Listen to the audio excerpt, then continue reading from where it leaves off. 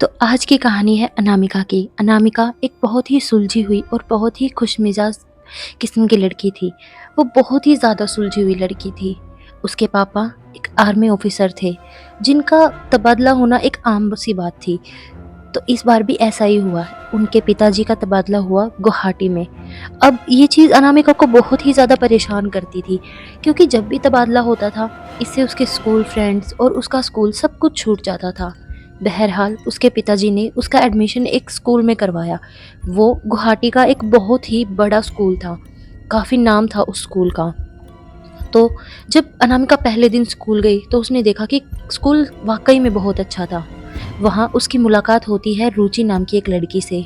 रुचि काफ़ी खुशमिजाज सी लड़की थी और पहली बार में ही रुचि और अनामिका बहुत ही अच्छी दोस्त बन गई। वो दोनों एक साथ स्कूल जाने लगी।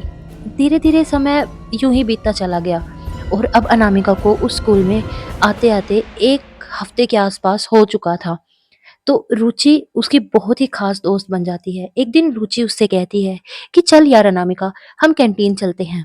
अनामिका को तो कैंटीन का अभी तक कुछ ख़ास पता नहीं था, तो रुचि उसका हाथ पकड़ कर ले जाती है। तभी अनामिका देखती है कि वहाँ एक दरवाज़ा था, जहाँ से एक अजीब-सी रोशनी आ रही थी। अनामिका रुचि से कहती है कि देखो ना, यहाँ से कोई रोशनी आ रही है। ये क्या है? ये किस का क्लासरूम है? और ये बात सुनते ही रुचि के चेहरे के हाव-भाव बदल जाते हैं। रुचि बहुत ज़्यादा परेशान हो जाती है और वो अनामिका का हाथ पकड़ के वहाँ से ले जाती है और उसे कहती है कि तुम ज़्यादा मत इस चीज़ के बारे में सोचो, बस चलो यहाँ से। ये चीज़ अनामिका को बहुत अटपटी सी तो लगती है। तो अगले दिन अनामिका अपनी माँ से ये सारी बातें शेयर करती है कि रुचि ने पहली बार मुझसे इतनी रूडली बात की। मम्मा, मैं बहुत ज़्यादा परेशान हूँ। आखिर रुचि ने ऐसा क्यों किया? तो उसकी माँ उसे समझाती है, कोई बात नहीं बेटा, होता रहता है। ये कहानी एक बहुत ही दिल दहला देने वाली कहानी है। चलिए शुरू करते हैं आगे। अगले दिन अनामिका के सर में बहुत ज़्यादा दर्द हो रहा था। उसे लगता है कि शायद मुझे थोड़ी देर गार्डन में घूम कर आना चाहिए। उस दिन रुचि नहीं आई थी, तो अनामिका कॉरिडोर से होती हुई गार्डन की तरफ जैसे ही जाने लगती है, उसका दिमाग वहीं अटका हुआ था, उस दरवाज़े में जहाँ रोशनी आ रही थी। आज भी वो रोशनी वैसे ही चमक रही थी। तो अनामिका से रहा नहीं गया और वो उस दरवाज़े को खोल देती है। जब वो दरवाज़ा खुलता है, तो दरवाज़ा खुलते ही उसे दिखता है एक क्लासरूम, जो कि आम था, लेकिन वो हम बहुत ज़्यादा ठंड थी और एक अजीब-सी नेगेटिविटी थी वहाँ पर।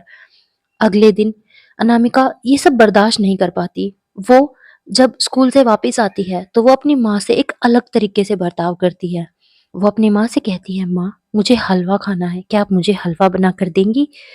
उसकी माँ उसे हलवा देती है और वो इस तरीके से हलवा खाती है जैसे उसने कई सालों से कुछ ना खाया हो। अनामिका की ऐसी हालत देखकर उसकी माँ बेचारी रो पड़ती है। अब धीरे-धीरे अनामिका की हालत बहुत ज़्यादा खराब होने लगी थी। वो यूँ ही अकेली घर से बाहर घंटों कहीं खड़ी रहती, कहीं देखती रहती, कहीं अजीब-अजीब सी आवाज़ें निकाल कर मुस्कुराती रहती। अनामिका को माँ अनामिका की माँ को भी घर में अजीब-अजीब सी चीज़ें महसूस होने लगी थी। अनामिका की माँ समझ चुकी थी कि ये कोई अलग सी चीज़ है, कोई ऐसी नेगेटिविटी जिसने उसकी बेटी को झपट लिया है। अब ये सारी चीज़ें उन्हें कौन बता सकता था? रुचि। तो अनामिका की माँ रुचि के पास जाती है और रुचि से पूछती है, बेटा मुझे सच बताओ। ये सुनते ही पहले तो रुचि परेशान हो जाती है, फिर वो रोने लग जाती है। अनामिका की माँ उससे कहती है, बेटा रोने से कोई फ़ायदा नहीं, तुम्हें सच्चाई बतानी ही पड़ेगी कि आखिर ये सब हो क्या रहा है। तो रुचि कहती है, आंटी, जो बात मैं आपको बताऊँगी, शायद उस बात को आप सुन ना पाएँ। ये बहुत ही अजीब बात है। तो रुचि की माँ कहती है, जो हालत अनामिका की है, उसे तुम देख नहीं सकती। मेरी जान निकलती है अपनी बेटी को ऐसे देखने में। तो रुचि उसे कहती है कि ठीक है आंटी, आप अपनी साँसें थाम कर बैठिए। मैं आपको आज सच्चाई बताती हूँ। ये कहानी है सुनैना की।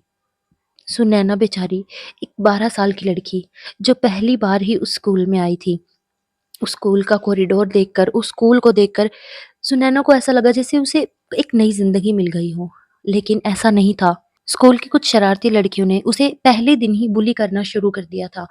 वो बहुत ही सहज-सी लड़की थी, लेकिन वो ये सारी चीज़ें बर्दाश्त नहीं कर पा रही थी। वो लड़कियाँ बार-बार उसे बुली कर रही थी।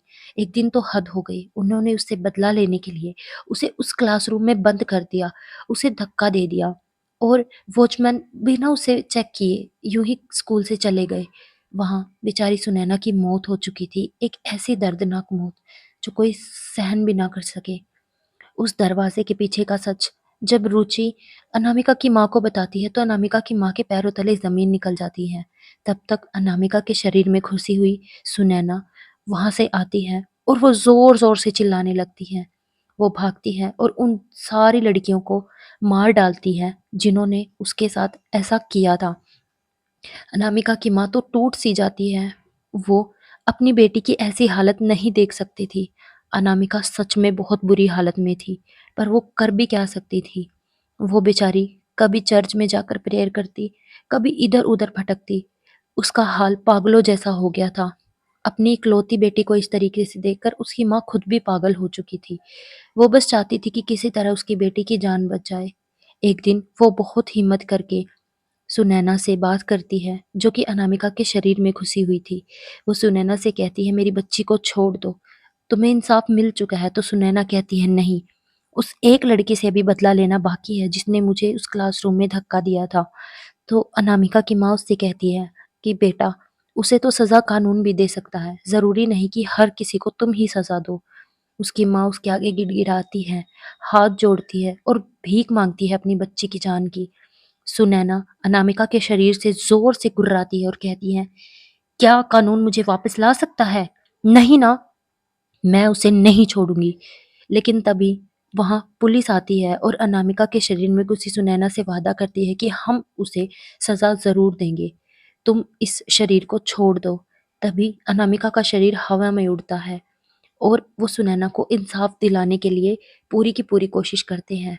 सुनैना आज भी उस कॉरिडोर में घूमती रहती है और वो बस ये देखती है कि कोई किसी लड़की को बुली ना करे, क्योंकि जो सुनैना के साथ हुआ वो किसी दुश्मन के साथ भी ना हो।